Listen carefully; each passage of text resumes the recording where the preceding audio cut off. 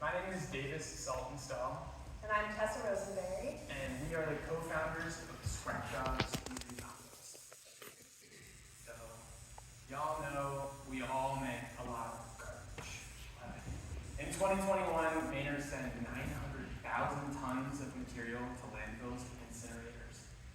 One thing we might not all know, though, is that 40% of that could have been composted instead. And we would argue it should have been composted instead. Composting can reduce greenhouse gas emissions up to 95% over landfilling. It can reduce costs associated with processing, hauling of all that material.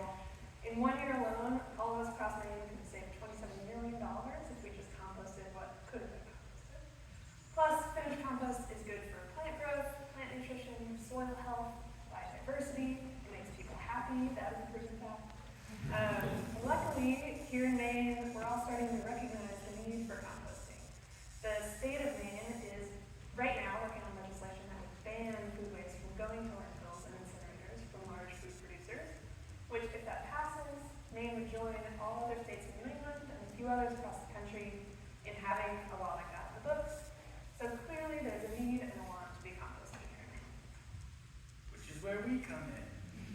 So we make composting as easy as possible. For an average of around $30 a month, we pick up food scraps from homes and businesses throughout our service area, turn it into compost, and then bring the finished compost back.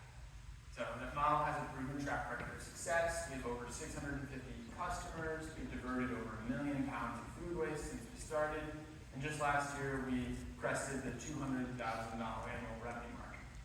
We also make more compost than we give back to our customers as part of that model, which allows us to sell compost wholesale.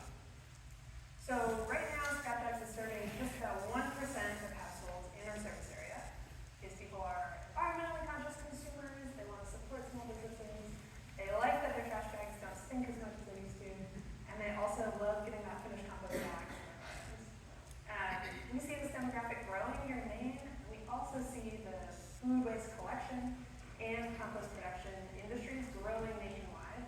When we talk to other community composters like us around the country, we've heard that some of them are reaching as many as 25% of households in their service area.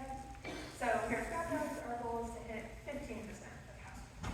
At that point, like you can see, we would hit about $2 million in annual revenues from just the service alone, plus an additional $1.2 million in sales from all that material we're producing.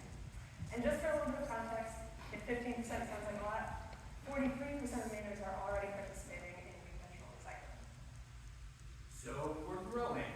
And our plan is to continue growing. So forefront on our minds is the legislation that Tessa mentioned. If that were to pass, it would unlock some larger commercial customers who are previously untapped.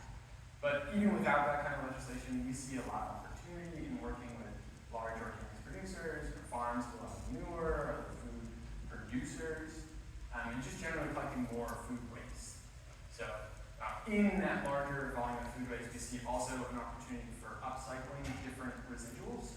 For example, oyster shells, which could be used for chicken feed, driveway surfacing, or oyster habitat. We also have a pretty big opportunity in bagging. So it allows us to sell for a higher margin and gives us some operational efficiency where we've been hand bagging for our customers today. So all that said, the opportunities, the growth in our existing service area, I think it's pretty conservative to say we'll hit some of our historic growth rates of 20 to 50% for at least the next 2 years, if not grow faster. So our next steps, like we've been talking about, increasing density of our customer base in our current service area is our primary focus, but then investing in bagging infrastructure and equipment. We want to secure some working capital so that we're ready for all of those larger commercial contracts when they come. And down the road, we want to develop our own larger facility that can process, can handle all that material that we're bringing in. So we're really excited, we're looking towards the future, and we're really grateful for the chance to talk to you all about it. So, Thank you all very much.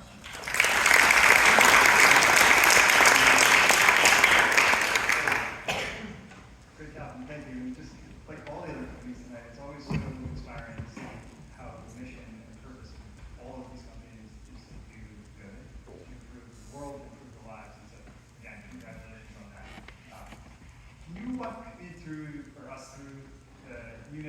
economics a bit and help us understand sort of where the main cost drivers are in a business like this? I'm imagining the margin might be low, but I actually have no idea what the margin is. It's pretty simple. We always say we're not going to get rich off of composting anytime soon. That said, the service covers a lot of our costs, and a lot of them are kind of one-time or administrative costs. And then as we grow, that percentage of our costs decreases. And so almost all of our operations are covered by our collection services. And then on top of that, that additional wholesale or retail compost sales margin is where we see a lot of the growth. And that's why we're talking about bagging, that's why we're talking about trying to reach broader audiences than just our subscribers, because we see a lot of potential there too. And then on the margin, is there opportunity to increase margin using technology in any way? And kind of what component of the cost structure is associated with the physical transportation of material from the pickup to location and back? So just to clarify your question, if you're asking how can technology play a part in increasing our margin, or what percentage are we already doing? A little bit of all. Okay. whatever you think is the best to describe. Sure. Well, I'll start and you can chime in. Right now, so one of our biggest growth jumps was in 2020 when we paused for COVID because we weren't sure what the guidelines were for safety. We spent a lot of time trying to figure out how to make our operations more efficient because at that point it was basically all bootstrapped. We're washing buckets in our backyard or our mom's backyard. So at that point we really need to figure out how to make this more efficient. And we introduced a software that was actually developed by a composter specifically for our needs. And that has greatly improved our communications, our data collection, our sales mechanisms. It's an additional sales platform, so we have online sales that we can expand into. So really, we have a good technical tool in that, but I think there's more opportunity to use. But do you see any opportunities that you might speak out? Sure. So the technical aspect for us is really about making labor hours really efficient. So that software that Tess is talking about is also a routing software for us. So we're able to get as many buckets picked up as quickly as possible. Other parts of our business or technology could potentially become more efficient, are in the compost manufacturing side. So using more compost-specific equipment for the right scale as they grow, and just trying to get as efficient per yard of material that we're making. But I think our sites are kind of on that, and but always looking to talk to folks for greater efficiencies in hours and processing. And one more question: are there any sort of natural constraints or limits to the expansion network? Is there a certain distance from plant to customer that you can't exceed because the economics break down? Sure. I think for us it's a little bit of lifestyle at the moment in terms of choice to be in the Midcoast and the Kennebec Valley. Also dovetailing nicely with some of the perspective language in that bill, saying that it's 25 to 30 mile radius that you need to have a composter in to consider that as an option before landfilling it. So our processing facility right now is about 25, 30 miles from all of our service area, which has us really well positioned for that.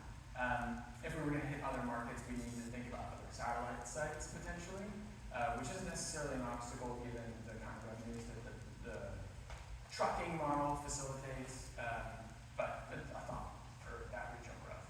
Great, thank you.